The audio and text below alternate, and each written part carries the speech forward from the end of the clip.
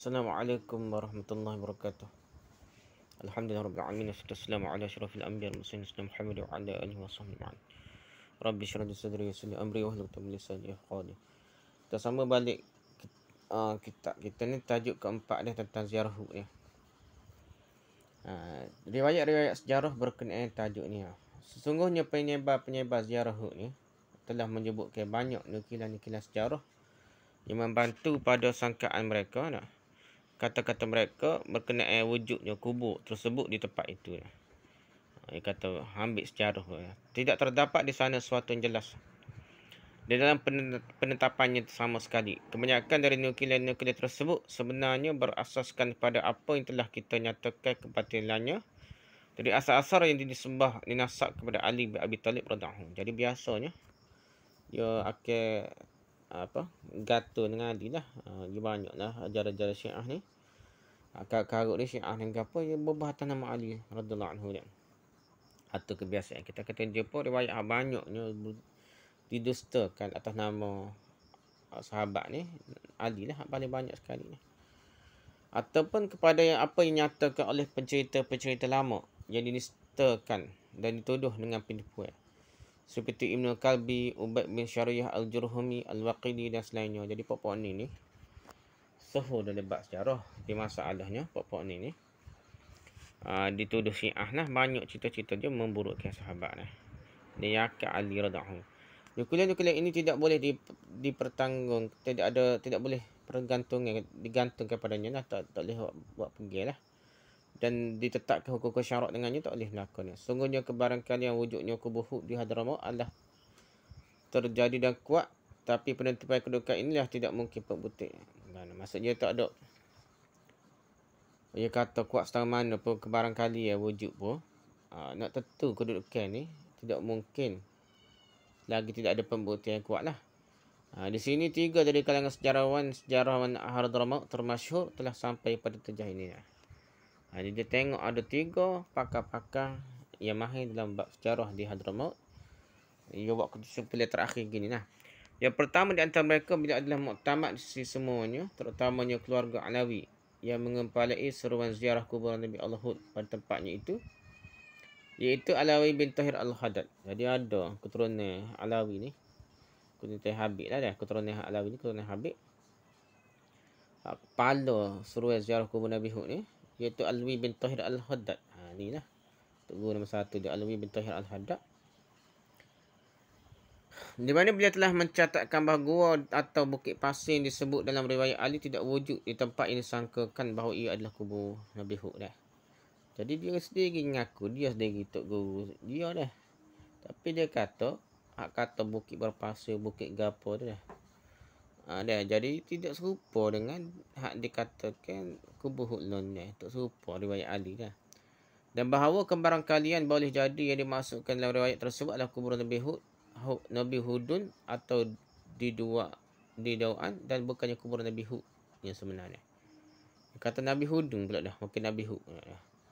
Dah, telah berlaku teks kata-kata beliau sendiri ni. Jadi dia sendiri pun Tok Guru Besar keluarga Habib pun dia kata bukan kubur Nabi Hud tempat lain ni, tapi Nabi Hudun pula dah. Tak tahu lah betul ke tak. Maksudnya bercanggah dengan riwayat. Kalau kita tengok lebih tepatnya tak serupa. Apa hak disebutkan riwayat kata Ali, walaupun ia lemah ni. Hak sebut pasal bukit gapo pasir gapo sebelum ni kita bincang. Tak serupa dengan apa yang terdapat di Hadramaut ni, hak orang jumpa ni. Orang buat ziarah Hud ni. Yang kedua, Ustaz Muhammad Abdul Qadir Bamatraf. Beliau telah mengatakan dalam teksnya berbunyi, ada pengkubur yang disangka oleh sebahagian orang-orang Hadramaut bahawa ia adalah kuburan Nabi Hud. Ia sebenarnya adalah bertentangan terhadap riwayat-riwayat cerita lama. Di antaranya adalah riwayat Asbaq dan Hamdani ni. Ada benda yang bercanggah. Kadang-kadang ia buat hujah situ kubur Nabi Hud, tapi tengok-tengok bercanggah ni nak. Boleh rujuk. Telah berlalu kata-kata jangan sempurna kita baca sebelum ni lah. Kita tengok dari YouTube tu ada dah kita tak ada hak sebelum ni. Yang ketiga, sejarawan yang terkenal Ustaz Said Aus Bawazir, di mana beliau berkata, dan telah bergerak Nabi Hud AS selepas kebinasaan kaum baginda di dalam dakwah tauhid baginda. Jadi Nabi Hud ni betul-betul dia ni, mungkin lepas kena bala duduk situ lah, dia gerak lah. Sehinggalah menemui baginda kematian di Hadramaut. Akan tetapi sejarah tidak menetapkan kedudukan kubur ini. Dan kubur yang tersedia makna hari ini di timur lembah utama di Hadramaut membangkitkan keraguan kerana banyak sebab. Jadi dia sendiri berkata ragu dia.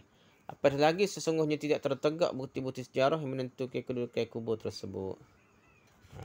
Jadi para sejarawan, pakar-pakar sejarah ni semua meragukan dia. Boleh rujuk Ma'alim At-Tarikh Al-Jazirah Al-Arabiyah muka surat 30 melalui perantaraan As-Sabban muka surat 13. Jadi tok-tok guru ni, pakar sejarah ni semuanya meragui tempat kubur Nabi Hud ni. Tajuk kelima ni, percanggahan ahli tafsir tentang kedudukan kubur tersebut ni. Ini pakar tafsir pula, tadi pakar sejarah. Di antara perkara yang memastikan tidak wujudnya dalil qat'i ataupun dalil zanni sekalipun yang sah untuk berhujah ni. Sepatutnya dalil qat'i itu lah. Moga benda gaib ni kubur ni. Tiba-tiba zanni pun yang sahih pun tidak dijumpai. Untuk berhujah dengannya adalah ahli-ahli sejarah telah bercanggah dengan percanggahan yang besar dalam menentukan tempat dikebumikan padanya Nabi Hud AS. Sesungguhnya telah datang banyak pendapat di dalam menentukan tempat yang dikebumikan baginda padanya. Banyak pendapat lah.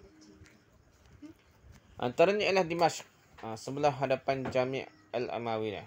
Ni ada kot pendapat kata kubur Nabi Hud ni di Dimashq, di Syria lah. Telah berkata Al-Hafiz Ibn Katsir dalam kitabnya Bidayah wa Nihayah, di dalam perkara melibatkan kisah Nabi Hud lah pada bahagian akhirnya, ketika dia kata percanggahan berkenaan kedudukan kubur Nabi Hud baginda ni, dan kita telah dahulukan perbuatan haji oleh Hud AS ketika menyatakan perbuatan haji oleh Nuh AS. Ya ada haji Hud, Nuh dan haji Hud. Diriwayatkan daripada Amirul Mukminin Ali bin Abi Talib, riwayat Ali bin Abi Talib juga dah, bahawa beliau menyatakan sifat kubur Nabi Hud AS di negeri Yaman. Manakala orang lain menyatakan bahawa ia di Dimashq, dan pada masjid ini terdapat suatu tempat pada dindingnya yang di sebelah hadapan. Sebahagian manusia menyangka bahawa ia adalah kubur Nabi Hud AS. Wallahu a'lam. Jadi ada pendapat kata di Syria dia. Rujuk jilid 1 muka surat 30. Lepas tu di kitab Bidayah wa Nihayah dah. Yang kedua dia, di kalangan mereka ada yang mengatakan bahawa ia di Palestin. Pendapat lain pula kata kubur Nabi Hud di Palestin, bukan di Tarim, bukan di Syria dah.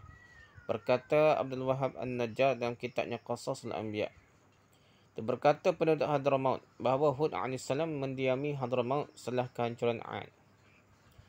Sehinggalah baginda mati dan ditanam di timur negeri mereka, dalam jarak 2 marhalah dari bandar Tarim. Jauh lah. Perhampiran lembah Barhut ni. Dan telah datang daripada Ali karramallahu wajhah bahawa baginda dikebumikan pada sebuah bukit pasir berwarna merah. Ali pula ni nak. Pada bahagian kepala baginda terdapat pokok sumur di Hadramaut. Begini bahawa bukan Ali ni. Daripada riwayat daripada Ali kata baginda Nabi Hud ni dikebumikan pada sebuah bukit pasir berwarna merah.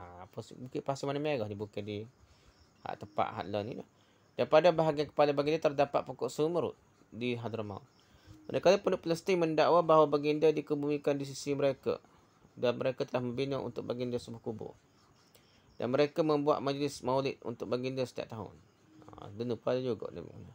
Dan kata-kata penduduk Hadramaut adalah yang paling hampir kepada logik lah, kerana ia adalah berjiran dengan negeri Ad, iaitu Ahqaf, bukannya Palestin lah. Ia cuma ia canggah lah dah. Qasasul Anbiya. Cuma tepat je, bercanggah juga pasir merah ke gapo ni. Tanda-tanda disebut dalam riwayat Ali, walaupun tak kuat pun tak serupa dengan berada di Hadramaut ni. Dan di antara mereka yang mengatakan bahawa ia di Mekah, ada juga riwayat kata di Mekah, telah berkata Syekh Hasan Abdullah Bersalamah dalam kitab beliau Tarikh Al-Ka'bah Al-Mu'azzamah, telah meriwayatkan Al-Allamah Abdul Baqa Muhammad bin Ahmad bin Ad-Diya Al-Umari Al-Qurashi yang mati pada tahun 854 Hijrah.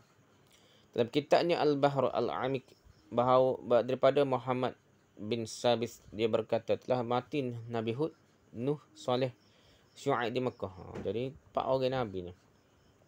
Dan kubur mereka adalah di antara Zamzam dan Hijri. Kata gitulah.